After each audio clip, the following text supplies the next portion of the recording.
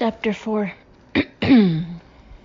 From what time do you need the footage? Said the hotel's stocky Asian security head, Albert Yoon, a couple of minutes later as I stood in his tiny basement office.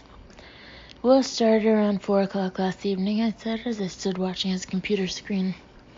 You have 2 bars, right? Any trouble last night? Not really, Yoon said in a Long Island accent. He had been a Suffolk County cop. Someone upchucked in the men's restroom in the lobby. No precedent set there.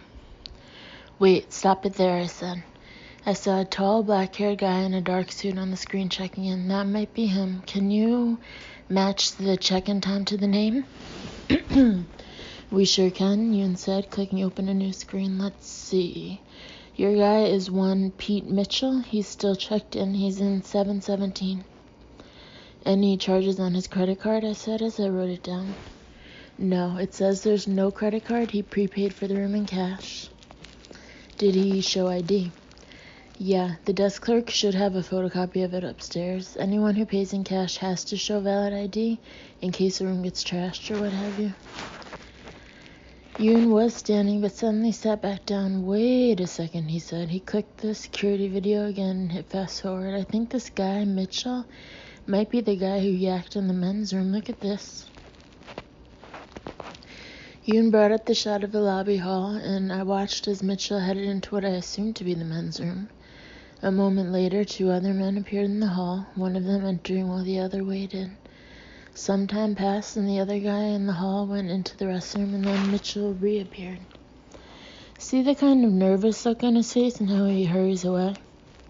I nodded. Where does he go? Can you see? I asked.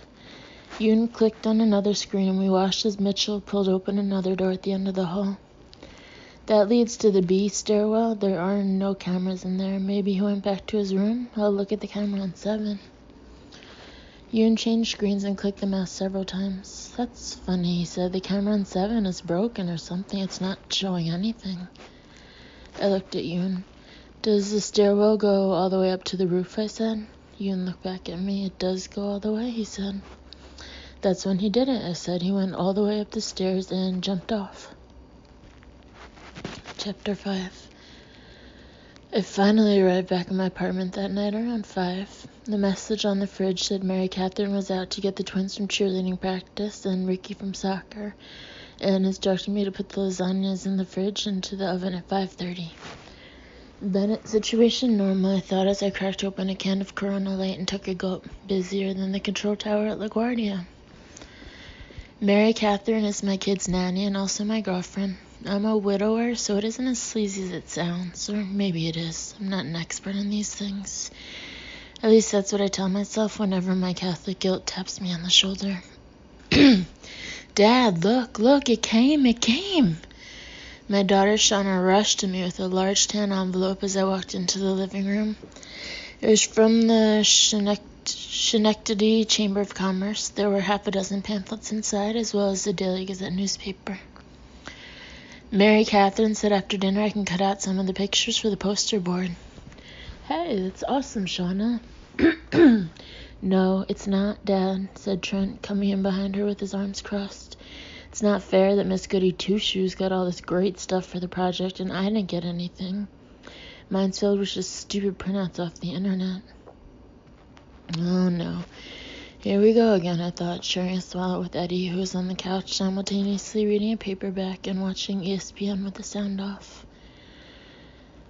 With 10 adopted kids, drama on the home front is to be expected. The latest brouhaha concerned 2 of my youngest, Shauna and Trent, who were in the same 4th grade class and were both doing projects about New York State. Competitively, of course. Shauna was assigned the city of Schenectady, a metropolis whose factoids we had been regaled with for the last 2 weeks. Trent had nearby Rome, New York, which, in addition to being the place where the country's first cheese factory was founded, was the nation's current 140th largest city. Who knew? We did. That was who. Whether we wanted to or not. No one was in a more rabid New York state of mind than the Bennetts. Hey, look, guys, quick, on TV, look there, Eddie said, pointing quickly at some news footage of a car on fire. This is just in. Schenectady and Rome, New York just both suddenly exploded. They're both gone, and now your projects are gonna really totally stink. Darn, I'm so sorry. Dad! Sean and Trent yelled in unison. Chapter 6. After putting all fighters back into their respective corners, Dad had to make a call from his bedroom. Hey, Chief, it's Mike, I said to Fabretti.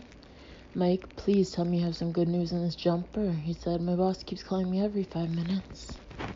Okay, here we go, I said, putting my beer on my nightstand as I fished out my notepad. 7 o'clock yesterday, a 30-something male in a dark silk suit checks into the Index House Hotel under the name of Pete Mitchell, pays in cash, and shows them ID. What do you mean under the name of? Turns out this ID, a Delaware driver's license, is a fake. There actually are a number of Pete Mitchells who live in Delaware, but based on age alone, it's pretty clear that none of them are our dead guy. His license is a good fake, though. Oh, here we go. No ID. An actual suicide whodunit, Fabretti said. That's not all. This guy gets a room, drops off his stuff, comes back down, and has a drink at the bar. About 10 minutes after that, he goes to the restroom and blows chunks. Then he goes up to the roof through the stairwell, and they find him the next morning in the worksite beside the hotel. What? Exactly. Weird, but it gets weirder. In a drawer in his room, there's one of those fanny packs. The fake ID is in the pack along with a ton of cash in 20s and 50s, almost 10 grand altogether.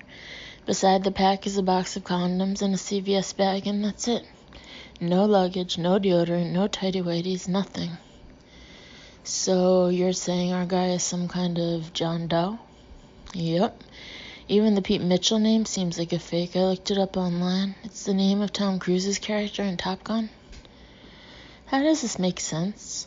He's a drug dealer or something, grabs some prophylactics and hits the Big Apple for a night in Funky Town, but instead jumps off the roof. Is that the way you're leaning? He jumped, right? I'm about 75% there, but with this guy's fishy ID and the dough in his room and the fact there's no video on the roof, we can't be positive yet. Medical examiner run his prints. In process, still waiting to hear. You know latent prints at the ME's office. It's a bottleneck unless they get some heat, especially if it looks like a suicide. Alright, I'll make some calls there. Hit me the second you hear about the prints. By the way, how does the press look on this one? Any more rabid than usual? I frowned as I held my phone. This is the kind of stuff I'm always leery of in Major Case. I am a cop, I feel like reminding him.